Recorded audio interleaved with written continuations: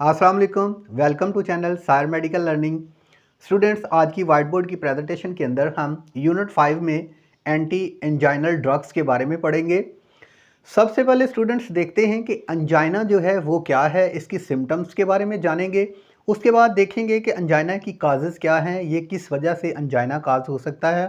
और उसके बाद हम पढ़ेंगे आज की प्रेजेंटेशन के अंदर कि अंजाइना की जो टाइप्स हैं वो कितनी हैं। आज हम 3 टाइप्स अंजाइना की पढ़ेंगे। सबसे पहले स्टूडेंट्स देखते हैं कि अंजाइना जो है वो क्या है। मैंने यहाँ पे जो कीवर्ड इस्तेमाल किए हैं बुक से लिए गए हैं ताकि रीडिंग में आपको आसानी हो। स्टूडेंट्स, कीवर्ड्स कहते हैं कि angina pectoris pain or discomfort in chest pectoris. यानी सबसे पहले इन वर्ड्स को देखें कि अंजाइना पेक्टोरस, पेक्टोरस का मतलब ये है कि पेक्टोरल गर्डल आपका शोल्डर है, ठीक है। इसका मतलब है कि शोल्डर के अंदर जो है वो पेन है। उसके बाद डिस्कम्फर्ट है इन चेस्ट पेक्टोरस, चेस्ट में यानी पेक्टोरस साइड पे जो है वो डिस्कम्फर्ट है। उसके बाद कीवर्ड्स कहते हैं कि चेस्ट और ब्रेस्ट, यानी चेस्ट या आपकी ब्रेस्ट की जो लेफ़्ट साइड है इसमें पेन है।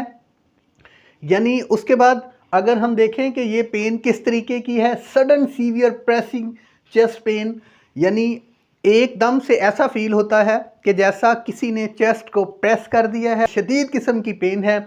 और इसके साथ साथ जो इसकी रिलेटेड सिम्टम है वो कहती हैं कि रेडिएटिंग, यानी ये रेडिएट होती है। कहाँ पे? यहाँ से नेक पे रेडिएट होती है उसके बाद आपके जॉज में आती है, जबड़े में आती है, और उसके बाद ये जो है ये आर्म्स के अंदर आती है।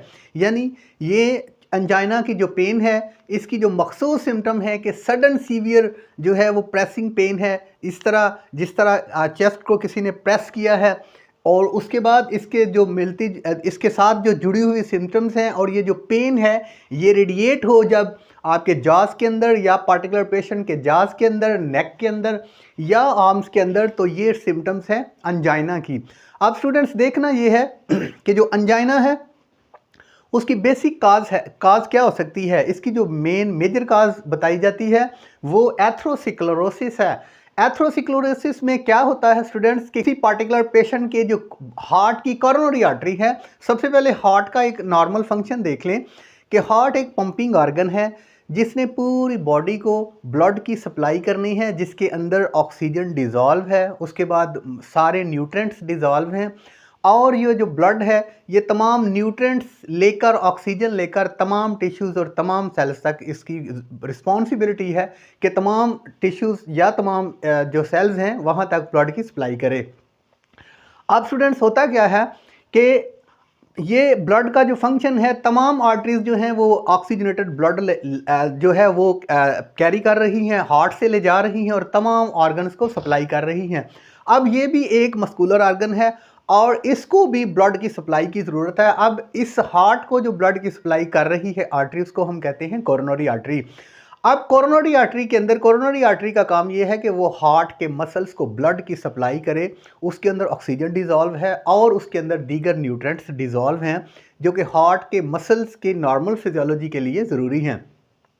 अब किसी ना किसी वजह से क्या होता है स्टूडेंट्स के उस जो कोरोनरी आर्टरी है जो हार्ट को ब्लड की सप्लाई कर रही है उसके अंदर प्लेक, एथरोमा या एथरोस्क्लेरोसिस की वजह से हार्ट के मसल्स को ऑक्सीजन की जो डिमांड है और उसके मुताबिक जो है वो सप्लाई नहीं मिल रही होती। जब हम कह सकते हैं कि जब हार्ट मसल्स को demand of oxygen, supply of oxygen से कम हो, यानी ऑक्सीजन की डिमांड जो है वो सप्लाई पूरी नहीं कर रही हो, तो फिर हम कह सकते हैं कि ये अंजाइना की पेन है या अंजाइना की सिम्टम्स है। सबसे पहले अगर नॉर्मल फिजियोलॉजी देखें तो यहाँ पे मैंने रफ सा जो ड्रा किया है वो यही कहता है लॉजिक इसका कि demand of oxygen equal supply of oxygen, यानी नॉर्मल फिजियोलॉजी ये है कि डिमांड ऑफ ऑक्सीजन जो है वो सप्लाई ऑफ ऑक्सीजन के इक्वल, यानी सप्लाई ऑफ ऑक्सीजन जो है वो डिमांड के इक्वल है। अगर किसी तरीके से या अगर आर्टरीज के अंदर, कोरोनरी आर्टरी के अंदर जो है वो स्पाज्म है, एथरोस्क्लेरोसिस है, प्लेक है और जो ऑक्सीजन की मिकदार मिलनी चाहिए हार्ट को, जो डिमांड कर रहे हैं हार्ट के मसल्स, उतनी नहीं पहुंच रही, तो फिर हम कह सकते हैं कि डिमांड ऑफ ऑक्सीजन, ये इक्वल पे मैंने क्रॉस लगाया, नॉट इक्वल, ठीक है। अब demand of oxygen not equal supply of oxygen, ठीक है। अब सप्लाई के जो सप्लाई मिल रही है वो डिमांड के इक्वल नहीं है, इसका मतलब है कि ये अंजाइना है।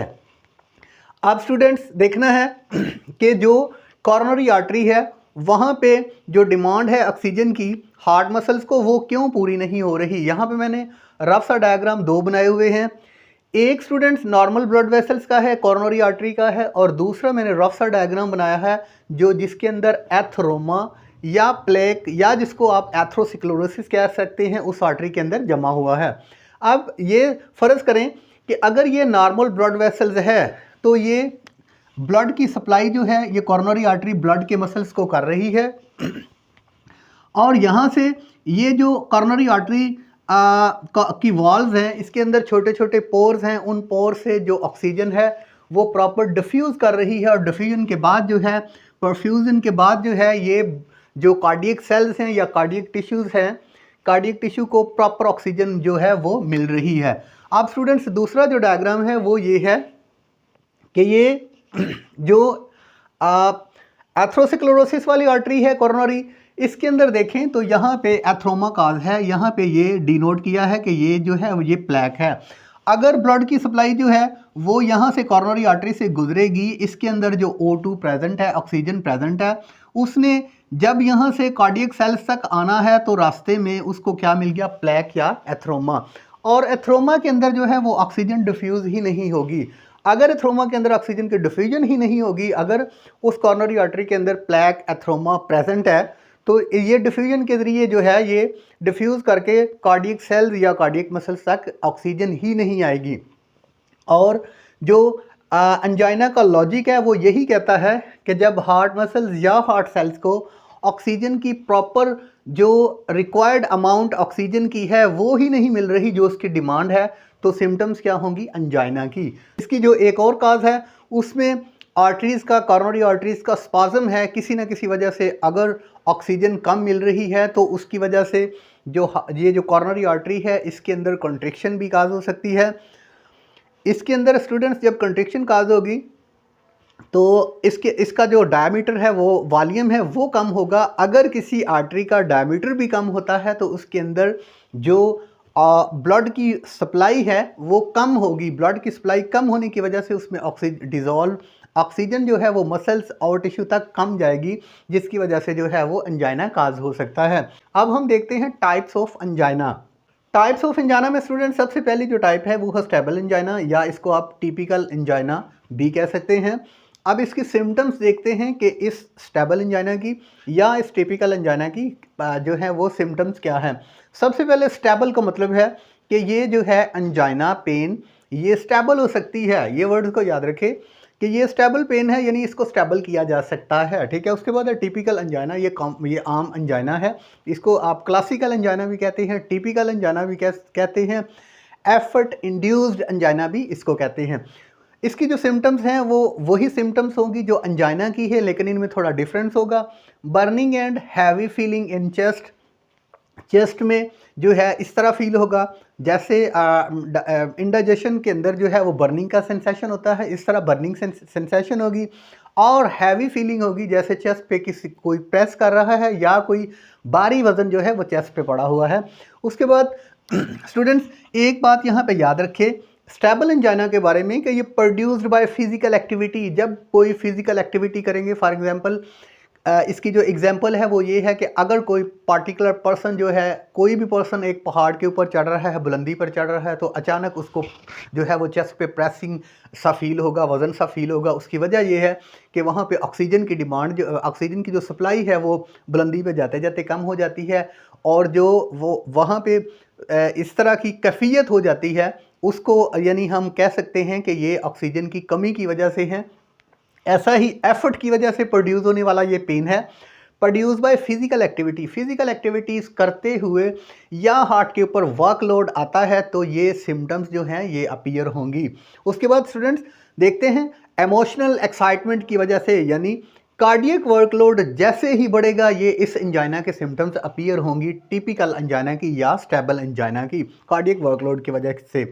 उसके बाद इसको रिलीव्ड कैसे मिलेगा, अगर रिलीव्ड बाय रेस्ट, अगर किस उस पेशेंट को रेस्ट दे दी जाए और वर्कलोड जो है वो हार्ट का कम हो जाए तो इसकी सिम्टम्स जो हैं उसको रिलीफ मिलेगा। उसके बाद अगर वैसोडिलेटर दे दी जाए, यानी यही जो इससे प्रीवियस हमने पढ़ा है कि लॉजिक ये था कि हार्ट के मसल्स को या तो वहाँ पे कॉन्ट्रिक्शन थी कॉर्नरी आर्टरी के अंदर, जिस वजह से जो है ब्लड की सप्लाई प्रॉपर नहीं मिल रही थी। अगर हम वैसोडाइलेटर देते हैं या नाइट्रोग्लिसरीन देते हैं जो कि वैसोडाइलेटर है, उसकी वजह से या पेशेंट को रेस्ट करवाते हैं तो ये सिम्टम्स जो हैं ये कम हो जाएंगी।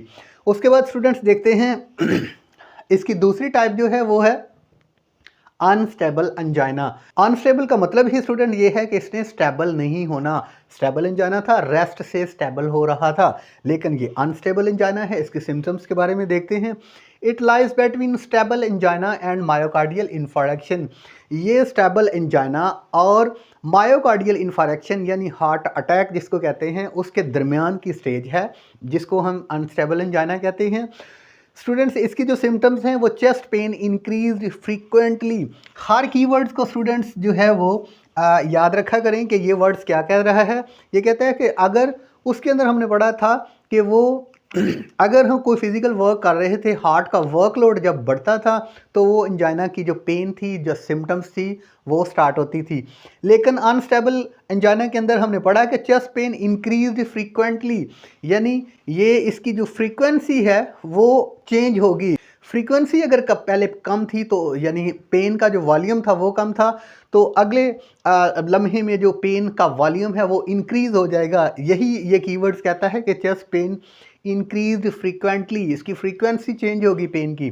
उसके बाद नॉट रिलीव्ड बाय रेस्ट, यानी ये रेस्ट करने पे भी जो है ये एंजाइना की पेन जो है वो ठीक नहीं होगी। स्टेबल एंजाइना कहता है कि अगर वर्कलोड को कम किया जाए या नाइट्रोग्लिसरीन वैसोडिलेटर दे दिए जाएं तो इन सिम्टम्स को हम कम कर सकते हैं। लेकिन अनस्टेबल एंजाइना ये कहता है कि यहाँ पे इसको रेस्ट करने से भी जो है वो रिलीव नहीं मिलेगा। इसके जो एपिसोड हैं वो बढ़ते जाएंगे, फ्रीक्वेंसी जो है वो बढ़ती जाएगी और इसको जो है वो हॉस्पिटल ट्रीटमेंट की ज़रूरत है। यानी ये मोस्ट डेंजरस का जो टाइप है एंजाइना की, आप उसको अनस्टेबल एंजाइना भी कह सकते हैं। स्टूडेंट्स जो लास्ट हमारा एंजाइना की टाइप है वो है वेरिएंट एंजाइना। अब वेरिएंट एंजाइना के को जो है वो एपिसोडिक एंजाइना भी कहते हैं। Occurs at rest and due to coronary spasm. सबसे पहले तो ये रेस्ट के दौरान होता है। अगर कोई पर्सन रेस्ट की कंडीशन में है तो उस वक्त ये एंजाइना काज होगा, जिसको हम वेरिएंट एंजाइना का नाम देते हैं। उसके बाद इसको अनकॉमन एंजाइना भी कहते हैं, यानी कॉमन नहीं है, यानी ये जो है वो बहुत कम देखने में मिलता है, कॉमन नहीं है। रेस्ट कंडीशन के अंदर जो है इसके सिम्टम्स जो हैं वो आकाज हो जाती हैं। उसके बाद यहाँ पे कीवर्ड इस्तेमाल हुआ है, इसकी कॉज क्या है स्टूडेंट्स, ये है coronary spasm. Coronary spasm coronary spasm क्या है, मैंने यहाँ पे बताया कि अगर हार्ट के मसल्स को कॉर्नरी आर्टरी जो है वो ब्लड की सप्लाई उसकी डिमांड के मुताबिक नहीं कर रही तो ये एंजाइना की टाइप्स थी। एक हमने इसकी कॉज ये देखी थी कि यहाँ पे प्लेक प्रेजेंट है या एथ्रोमा प्रेजेंट है, जिसकी वजह से जो ऑक्सीजन की सप्लाई है वो प्रॉपर टिश्यूज़ को नहीं मिल रही थी। अब वेरिएंट एंजाइना के अंदर ये कीवर्ड कहता है कि कॉर्नरी स्पाज्म है, यानी इसका मतलब है कि कॉर्नरी आर्टरी जो कि हार्ट के मसल्स को ब्लड की सप्लाई कर रही है उसके अंदर कंस्ट्रिक्शन काज होगी, यानी उसका जो वॉल्यूम है, डायमीटर है वो कम हो जाएगा, जिसकी वजह से ब्लड का फ्लो ही उस आर्टरी से प्रॉपर या जितनी मिकदार में ज़रूरत है हार्ट के मसल्स को उतनी मिकदार में गुजरेगा नहीं, जिसकी वजह से वहाँ पे ऑक्सीजन की भी शॉर्टेज हो जाएगी। और उस ऑक्सीजन की शॉर्टेज की वजह से कॉर्नरी स्पाज्म की सूरत में जब वहाँ पे जो ऑक्सीजन की शॉर्टेज हो रही है उसको हम वेरिएंट एंजाइना के सिम्टम्स का नाम देंगे। अब ये क्या होगा ये रिलीव्ड बाय वैसोडाइलेटर, यानी ये रेस्ट की कंडीशन में होगा, ये याद रखिएगा। और उसके बाद इसको रिलीव कैसे मिलेगा कि इसको वैसोडाइलेटर देने से या नाइट्रोग्लिसरीन देने से ये जो है वो ठीक हो जाएगी, या कैल्शियम चैनल ब्लॉकर जो हैं वो भी इस एंजाइना की टाइप को रिलीव देने में कामयाब हो जाते हैं। तो स्टूडेंट्स इस प्रेजेंटेशन के अंदर हमने एंजाइना के बारे में पढ़ा, एंजाइना की टाइप्स के बारे में पढ़ा।